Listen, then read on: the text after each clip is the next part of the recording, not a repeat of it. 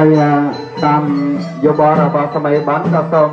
គ្រូផ្លូវរបស់គ្រប់អរតននិមន្តប្រសងវត្តពោធិព្រឹទ្ធកោ8ព្រះអង្គសម្ដែងទឹកប្រមាណនៅក្នុងឱកាសរាត្រីនេះជាងទេសូមគ្រូផ្លូវរបស់គ្រប់អរតននិមន្ត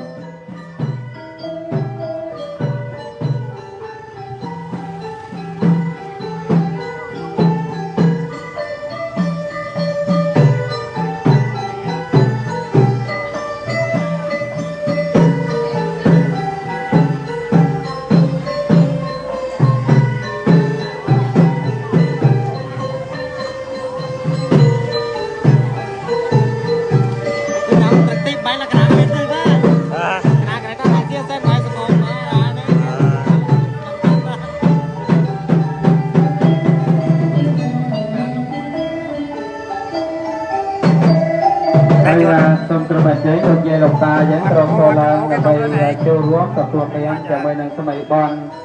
នៅក្នុងឱកាសពេលលាថ្ងៃត្រង់នេះសូមគ្រូបាជ័យបាទ